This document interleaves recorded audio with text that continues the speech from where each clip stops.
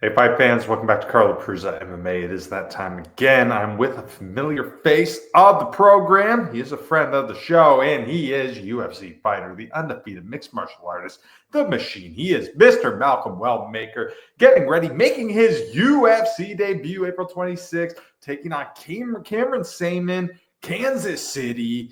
Malcolm, what's going on, brother? Nothing, man.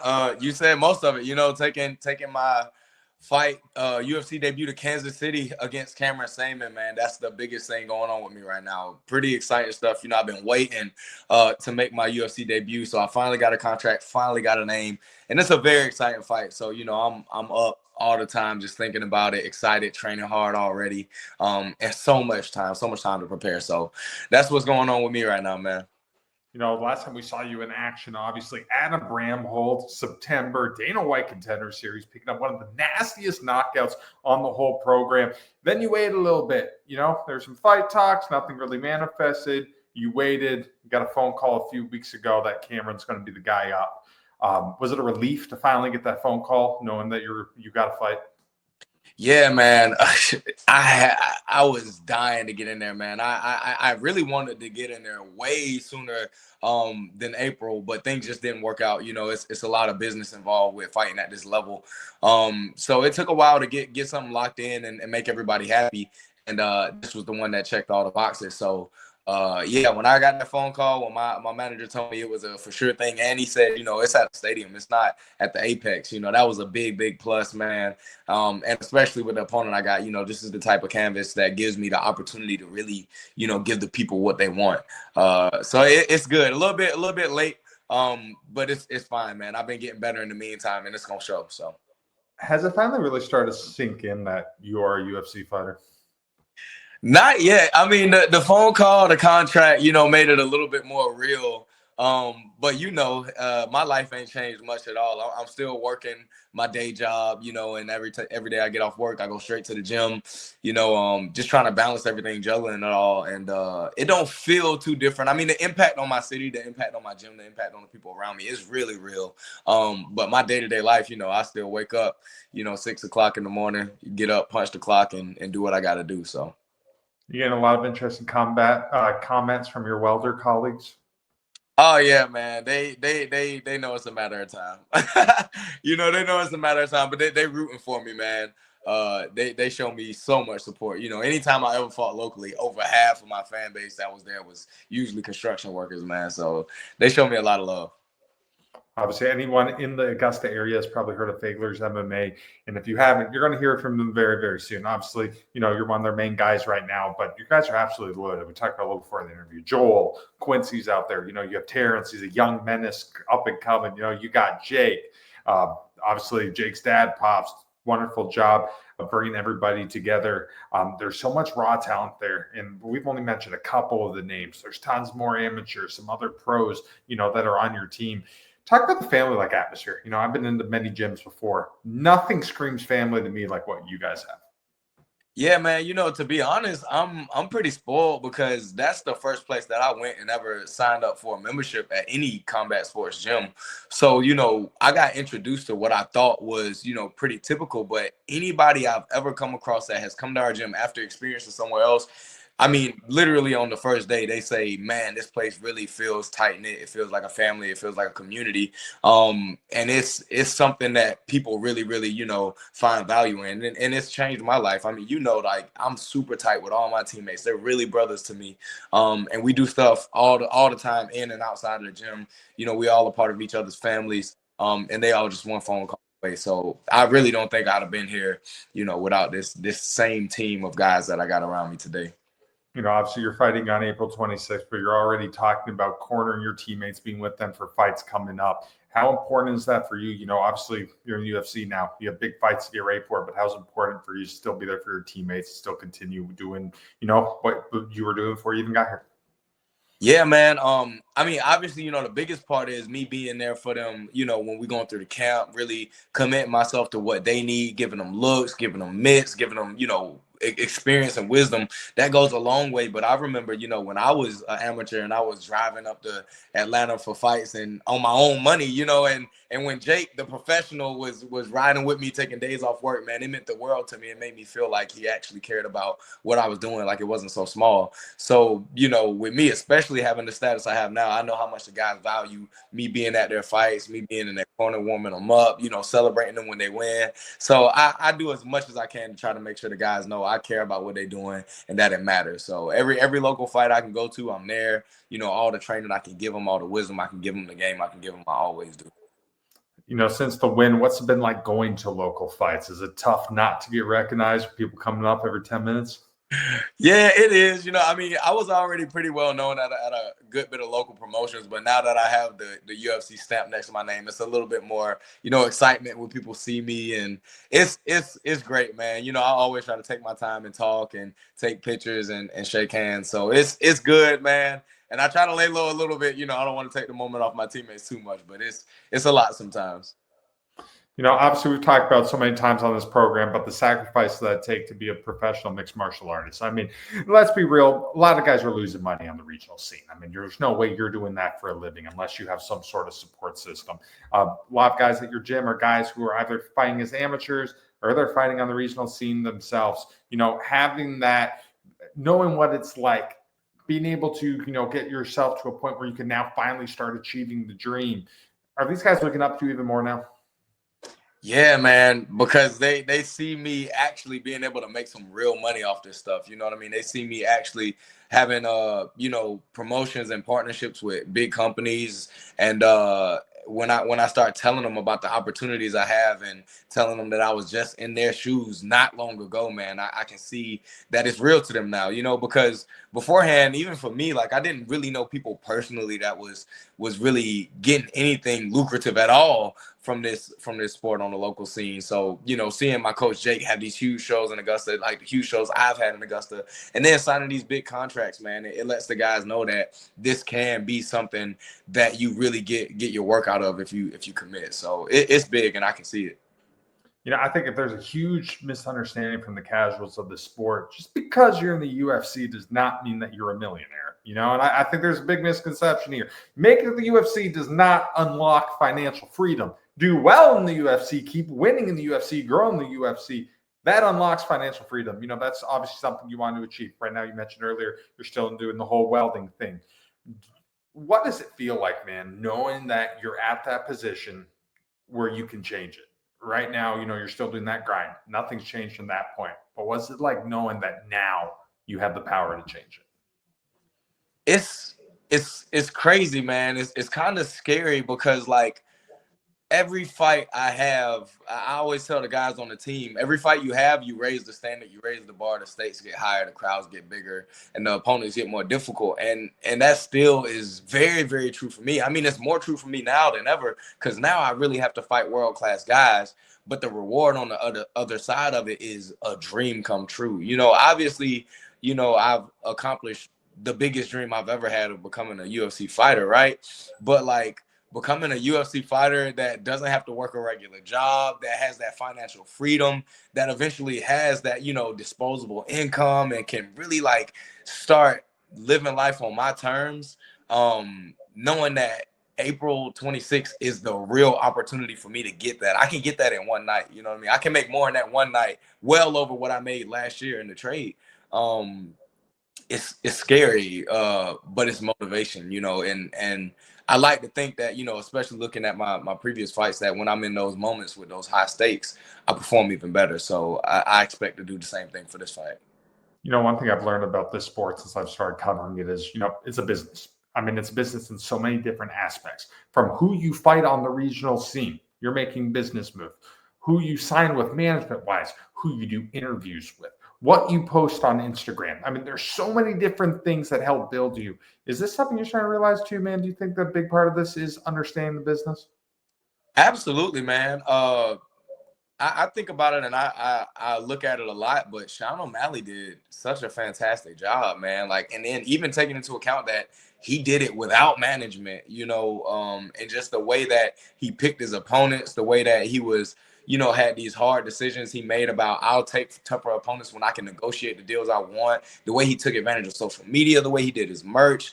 And then, I mean, he actually did develop his skill set to a world-class level at the right time. Like, he did things the right way, and it was a business mindset. The same way Floyd changed the game for boxing. I mean, everybody in boxing nowadays follows his blueprint, timing their fights the right way, getting the most money out of it, trying to do the promotions the right way. This is all business. And don't get it wrong. I am a fighter. I am a warrior. I love being tested. But more than anything, I want to take care of myself. I want to have a future. I want my family to be stable. So I have to balance that as well. And with that being said, this is business. I want to make sure I go take the right fights. I want to make sure I'm getting knockouts. I want to make sure that I'm getting the best deals that I can, because financial freedom is really what we all do this for. You know what I mean? In addition to a business, we really see the entertainment, the whole personality thing. I mean, there's guys straight up being facades, putting on facades. There being people that they're not. Everyone likes to talk their mouth now because they know it's going to sell tickets. They know they're going to get the title shots. For you right now, you are in a situation, you have that natural charisma, you have that natural personality. You like to let the hands do the talking. But are you starting to see that entertainment is maybe something you should consider here? Yeah, absolutely. I've thought about it, and I like to think, me being myself is enough. But I do know I'll have to engage into the entertainment, for build-ups at some point. But to be honest with you, I think it'll take care of itself. I'm in construction. To be honest, I talk shit all day with the guys at the job. I mean, that's what we do. Me and my teammates just replaced the mats at our gym. It was a big project that all the fighters got to the gym for all weekend to work on. So we had tape measures out. We was cutting stuff. We was kind of had kind of a workflow going, and it was something I was familiar with. And all day, I mean, I just gave them hell. So I like to think that when I got somebody in front of me that wants to have a little bit of fun to build the fight, I won't be foreign to it. I got pretty thick skin and I'm pretty witty. So I have a good time doing it. I think the people will like it because it'll be genuine too. So I'm excited for it, and it'll fall into place like it's supposed to. All right, now we're going to do something a little different. We're going to play a little true or false game here with you, try to get our viewers to understand who Malcolm Wellmaker is a little bit. So I'm going to say a statement, and you're going to say true or false and talk about it with a little bit. You're a soon-to-be father. Yes, true. Very true. Yes, my baby is due exactly a month after my fight. So we got our final sonogram, and the date they gave us was May 26th. Mind blowing, man. Gonna be a first-time father. And this is what I think about, the ability to go get a knockout bonus and be a full-time father, a full-time fighter. Right after that is, I even just feel it right now saying it. It would be an absolute dream come true. So yeah, baby on the way, and his name will be Walla. Actually, is that going to be the name? Walla, really? We're gonna name him Walla. Everybody call me Walla, but he gonna have Walla on his birth certificate. So yeah, that's gonna be awesome, man. All right, second one. You have created beats for Chief Keef. True, very true, man. Yeah, my passion before I got into fighting was music. Me and all my homeboys, when we was young, in school, we all rapped, and I ended up taking the route of making the beats for the crew, and I would make the beats. My homeboys would rap, and like we thought we was gonna do that for a living. And around 2012, 2013, Chief Keef would always get on Twitter when he was in the studio, and he would post the email to send beats to, and we sent them all the time, over and over and over. And one day, he used one, and he didn't release the song until years later. I mean, like 6 years later, and it was on one of his projects, and it's called Ignorant. So if you go listen to Chief Keef's song Ignorant, it is a beat that I made when I was in college. And I never got official credit or nothing about it, but when I get famous enough, me and him gonna talk about it. You were given a $1,000 cash bonus following a knockout. True, Jorge Masvidal. It was my very first time fighting for him. I fought a dude and I got the most devastating knockout of my career. Well, one of them at this point. And I jumped the cage, I shook his hand, and we was talking, and he pulled out a yellow envelope, like a little mail envelope, and pulled $1,000 cash out. I didn't know how much it was. He pulled it out. He said, "This is a little something extra for the knockout." I gave it to my coach. I got back in the cage, and when we went to the back, it was a whole extra $1,000. That was more than my purse money was at the time. So yeah, it was insane, bro. All right, last true or false one. You fought on a college campus you were expelled from. Oh man, yeah, that is very, very true. And it's crazy because I didn't realize it because Georgia Southern has 2 campuses. But I attended Georgia Southern when I was making beats, and I got in some trouble. And I got expelled from Georgia Southern my sophomore year. And it's crazy, but years and years later, I went back for my first professional title fight for Conflict MMA, and they had a fight at the Georgia Southern Savannah campus. So yeah, I got expelled that place and came back and won my first pro title. So that's crazy. And yeah, you connected those dots on that one, man. Really a full circle moment there. Obviously going from a time when you were the Malcolm Wellmaker, Georgia Southern student, the guy who didn't even think they were going to be doing mixed martial arts. The guy at the time was like, "You're crazy if you think I'm going to be doing MMA." Winning that fight we were talking about against Taylor Moore, I think really proved to everyone. After that fight, everyone knew you were going to the UFC. I mean, your first title, you fought a guy who had been on the Contender Series, one of the best night fights I think ever in the Conflict promotion. Is it crazy to see where we started to where we're en route to go to now? Man, me and you talk about it all the time because, we actually pretty personal friends. But I remember the day that we met, in Savannah, where you pulled me and asked me if I would do an interview with you because you was getting into it. And the guy that I was back then, man, that was my first time ever fighting on a stage for Icon that was bigger than just a local scene that nobody heard of before. To meet a UFC star for the first time, I had never met anybody that was a real UFC star until Jorge Masvidal. And, I remember that fight trip and being on the river out there in Savannah and just the feelings of like the world opening up to me and what I could get out of this sport. So, to fast forward a couple years into where it's become now for people to believe that I'm a powerful prospect in the bantamweight division for the biggest MMA promotion in the world. It's crazy. It's bigger than life, and it's one of those things that just humbles me, man, and makes me grateful. So it's huge, and it's a dream come true for a kid who never even had this kind of dream until somebody told me that it was possible. So yeah, man, it's incredible. It's bigger than life. All right, so we're fighting a really top guy, Cameron Saaiman. I mean, there's no joke. 9-2 dude, guy who trains with Dricus Du Plessis, guy who won on the Contender, went on a 3-fight win streak. Coming off of 2 losses, but the last one was against Payton Talbot. Obviously, the fight just got announced a couple weeks ago. But have you been maybe considering fighting this guy or thinking this could be a possibility for a while? Yeah, I got evidence, but man, me and you talked in November and you sent me his name and you said, this is the fight that makes sense. It has to be this guy. And I was like, okay, yeah, I guess, well, I'll see what happens. And I'll be damned, months later, my manager calls me and that's the name he dropped. And it's funny because literally as soon as I got off the phone with my manager, I called you. You was the first person I called because I was like, you are the guy that literally told me this is going to be the fight. Mind blowing, man. It's crazy, man. You got an eye for it, man. Overall, what do you think of him as an opponent? What do I think about the opponent? Yeah, what do you think of Cam as an opponent? Cameron he's fought on the highest level a lot at this point, much more than I have, obviously.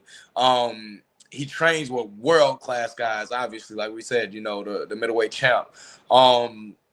And he's obviously seen what it's like to be under the lights against big prospects and stuff like that. And his skill set is legit, man. Like, you can't take away from these guys when they lose to like C-Rod or Payton Talbot. Those guys are bright prospects and fighters. So losing to those guys is nothing to be ashamed of.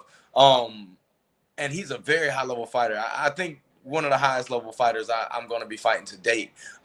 Very respectful of his striking. He has great striking, really, really good kicks. And I actually think he has a bag on the ground that I really haven't been able to see as much of as I want to. So I expect to have a high-level fight. I expect to have to process things as they happen. I think it's going to be a evolving puzzle as we're in there. But, I'm coming to knock him out, bro. I'm coming to get that $50,000 bonus, man. So I respect him very, very much. I think it will be a good fight. I think it'll be a very entertaining fight. But I don't think any of that is going to stop me from having my way in there. This time you get a fight in front of a crowd. You get a fight in a bigger cage. Do you think stylistically this just sets you up even more for this contest? Oh, 100%. The big cage 100% favors me, I believe. I have a significant reach advantage on him. I'm a little bit taller than him. I think I'm going to be more comfortable at range, and controlling space. Uh, I'm excited to fight in a cage that big. I've never been in a cage that big. So it's going to be fun. It's going to be exciting. And I'm probably going to have all the space in the world to set traps, walk them into them, and land some really powerful shots on them. So yeah, it's gonna be fun. It's gonna be great. Does this one just scream up someone's getting finished? Absolutely, 100%, man. I mean, just with the styles that we have, both of us having strikes, being strikers, and he's one of those guys that really commit to their shots, man. So I have to be on my toes. I have to make sure I don't get caught with something I don't see coming. I think he's gonna put volume and pace on me. And I'll be putting counters and shots on him throughout the whole time. So somebody's going to sleep. I don't expect him to go to decision at all. Definitely not. You know, if anyone watched the Dana White Contender Series, a phrase that he said a lot, I'm not looking for 30-year-old contenders. You know, Yeah. 30 years old, obviously wasn't said to you when you go up there and you flatline someone like you did on there. But is that something, does that kind of stick in the back of your head and be like, you know what, right now it's go time. Like there's not time for me to be selective. I need to go out there. I need to be me. I need to get on a win streak.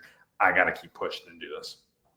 Yeah, man, absolutely. You know, I talk to my team about it a lot, but you know, that's probably the biggest objection that the critics have as far as my potential and my career goes is you know, my age and how that limits what I can accomplish with the time that I have in this game. But to be honest with you, bro, I didn't even start training or doing any hard activities on my body till I was 22 years old. So if you just want to talk about the mileage on my body, I mean, it's really low compared to a lot of these guys who've been here for a while, taking shots for a long time, taking injuries, having surgeries over these years and years of competition. My mind in the sport is actually still very young compared to a lot of other guys that's been in the sport much longer. So I feel like the rate of growth I have right now is still very high. I mean, the leaps I've made in the gym recently are huge, man. And I feel really good. I feel really strong. I mean, speaking from a place of, you know, statistics, I mean, the male peak is in their early 30s. So I feel like I'm gonna really do some work. I mean, you got Alex Pereira, 37, you know, he's in the biggest of his career he's ever been. And I mean, there's examples on examples of guys that are exceptions. So I will be one of them. I'm gonna be honest with you. I will be one of those exceptions. I just refuse to allow a general idea or rule or doubt to limit what I think I can get out of myself. I think I can knock out these top guys, and I think I'm gonna keep getting better for the next few years to come and compete on that world-class level. You know, when you look at both your records, there's some similarities. I think he's a 9-2 guy. You're an 8-0 guy. The one thing that's a little different, you know, he's 24. You're 6 years older than him. You think, you know, having that, I wouldn't even say experience because you guys have fought some amount of fights, but having lived on this earth longer, by having seen the struggles up and down of life, of having been through everything you've been through, does that give you the advantage when you're fighting a younger guy like this? Yeah, man. You know, that's one of the things I like to think, man. Like I definitely don't come from, you know, privilege at all or like having the odds in my favor. And I don't know if he does or doesn't either, but I can tell you that, you know, when he started fighting at the age he started fighting MMA, you know, I was trying to make ends meet. You know, I had, you know, 3 or 4 roommates in a house in South Augusta that had $600 rent. You know, the same guys that I was making those rap songs when in high school I was telling you about, you know, right after getting expelled from college. You know what I mean? Like my story is it's pretty compelling when you look at the twists and turns my life took and the things I had to get through to be here, the amount of sacrifices I had to make. And with that being said, man, I just know that I had to put myself in a position to get here, more so and fight to really get here. So that comes into play with my training, the push that I have for myself when I'm trying to get the most out of my sessions. You know, when I'm in the cage and I'm realizing that, like, I know what it's like to work a 9 to 5 and make ends meet. Like, you know what I mean? I don't know what it's like to fight for a living. You know, so like that's me when I'm in those moments where I have to make that hard decision. Am I going to keep fighting through this takedown defense or am I going to accept that position? It's not really a hard decision to make because I'd rather do this than go back to swinging a hammer. You know what I mean? So 100%, man. I really think it does influence the hardness in my mind and my heart, and why I go so hard, and why it's gonna show when I fight in Kansas City. Are you finding a new sense of motivation from your unborn son that you haven't experienced before in your life? 100%, man. I want him to have a father that's a full-time fighter, or a full-time fight personality by the time he's old enough to know what's going on, rather than a full-time pipe fitter, man. It's just so much cooler. So I'm doing everything I can to put him in a position so he can be a career athlete if he wants to be, or he can go and know that, if he wants to be a pipe fitter too, then he can do that. But he'll have those options. He won't have to fight and try to figure it out while the world is, working his ass out. Obviously, we haven't met your son yet, but with your mixed martial arts background, his mom's mixed martial arts background, would you be surprised if Wallet turns out to be a fighter? I wouldn't be surprised at all. I think it's going to naturally happen for him. I mean, his social circle is going to be fighters anyway. Jake's son, Rhett, is going to be – he loves the gym. He's always in the gym. He's in there wrestling all the time, running and warming up with the guys doing jumping jacks and laps. So, all the people around him are going to do it. I'm sure he's going to enjoy it. You know what I mean? I'll try to make sure he has fun. I won't force it on him. So if he chooses doing it, I would not be surprised at all, and it would make my heart happy. But I'm taking that route of allowing him to choose what he loves and be supportive for him. So, you've courted many of your teammates. When they're fighting, do you get more nervous watching them than you do when you go out and fight? All day, bro. I don't know if it's just me. I get nervous leading up to my fights, but when I'm walking out, when I'm in the cage, bro, I don't feel nervous much at all. But oh Lord, I just watched Jake fight, and I barely could keep my hands still. They were trembling, walking to the cage when the bell was about to sound. I mean, it's just so nerve-wracking watching my teammates fight, man. I love them so much, and I want to see them do so good. But for me, I'm at peace. I'm ready to go, With the win over Cameron, is this the perfect type of guy that just sets up bigger names like this consistently to get into that top 15? Yeah, absolutely, bro. I think Cameron Saaiman is a great opportunity. You put it in good words when you said he's a beatable beast. I mean, it's no question that he's a world-class fighter. It's no question, obviously he's fought top-tier talent. He's done well. He's gotten performance bonuses before. I mean, dude's good. So if I come off a Contender Series and I knock him out, I mean, you see what happened with Peyton Talbot. You know what I mean? Just one step forward into getting that kind of hype behind me, and if I get that kind of hype behind me, oh man, it's gonna be Waller's world, man. That's something that is interesting about him. I'm not saying anything bad about the guy, but he is on a 2-fight losing streak. I mean, his last two fights, obviously Christian Rodriguez lost a tough decision there. Got knocked out by Peyton Talbot. Knowing that chin's been tested a little bit, knowing that, he's on a little bit of a skid, he has been knocked out in the past, does that just even get you more excited? Oh, absolutely, man. Because I'm being humble right here, but I compare myself to Peyton Talbot's skill set, and there's things that I like to think I can do better than him. And the check hook that he caught him with, I've got a nasty one. You know what I mean? So if I land a check hook on Cameron Saaiman when he's coming in, I like to think he won't be, he won't be conscious at all. You know what I mean? The ref won't have much of a job to do. I'll walk off like I did on the last one. The power that you have is absolutely crazy. I mean, that's God-given power. I mean, there's not too many people who hit harder than you. Did that come naturally? I mean, right when you started doing this, was the power always there? Yeah, honestly, it was, man. My very second kickboxing match, we had big boxing gloves and headgear on, and I hit a guy with a straight two, and I mean, he went down. I mean, he lost his legs. He couldn't stand up. And since that day, I mean, it's just been devastating finishes. My MMA debut as an amateur, man, I hit a guy with an uppercut, and I mean, his body just was lifeless. Yeah, so and I'm being honest, like back then, I really didn't have technique behind my punches at all. You know what I mean? I was just throwing them. So knowing I was getting knockouts like that, big gloves and amateur competition, lets me know that it was a God-given gift. So when I really developed some skill and some technique and started landing them with precision, I mean, the effects I'm getting out of guys, I mean, you see it. It's real power. Have you ever been to a bar or arcade and they have like the punching bag machine game where it like rates your test power? You ever tried that before? Yeah, I have, but I stopped, man. I look, man. You'll hurt your wrist on those things trying to prove a point. You know, it be women around. You might try to punch harder than you need to. It's set up for failure, bro. I ain't messing with them now, but I have before. Yeah, no doubt. All right, Malcolm. Last question for you, my friend. In a perfect world, what is the outcome when you take on Cameron Saaiman in your UFC debut, April 26th in Kansas City, Missouri? Man, in a perfect world, you know, April 26th, I come out, you know, I'm cool as ever. I'm looking like I'm in the zone, you know what I mean? I'm making an impression on everybody that's seeing me for the first time. The bell rings, I'll go out, we move a little bit. And early, within the first half of the first round, you know, I catch him out of position. I land a shot on him, and I don't even have to follow it up. Hey, so this is going to be the first time that you're going to be probably fighting with Bruce Buffer introducing you. Have you already thought about it? Are we going to be doing maybe some fist bump action when he goes, Wellmaker? Really can't believe that. Like, I really hope he is the one that's doing it that night, man. That would be a real dream come true. That's a picture to frame right there. If I can get a picture with me fist bumping Bruce Buffer, that's going in the living room, bro. All right, man. That's it. Malcolm, thank you so much for joining me once again, bro. I'm so excited for the debut.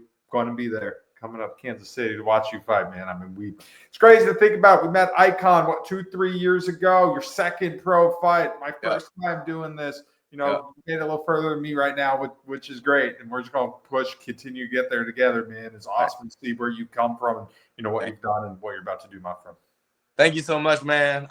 Like you said, it's crazy, man. Just, you know, us linking up on my second pro fight and to see where we've come, you know, how much has been done and what the future looks like. It's so bright. It's so exciting, man. And like I said earlier, I'm just grateful, man. Grateful for people like you who have been showing me love since before anybody ever even knew who I was, you know, to stay along for the journey, to do these. You do the most insane research to find the craziest questions to ask me. You know what I mean? So it's incredible, man. I love you so much. Thank you so much every time you do these things for me. And yeah, man, April 26th, we'll be in Kansas City and we'll be coming home with a pocket full of money. Hell yeah. Well, that's it for us tonight. I'm Carl Prusa. He is the machine. He's Walla. He is Mr. Malcolm Wellmaker. Check him out April 26th, taking on Cameron Saaiman. Take it easy, fight fans.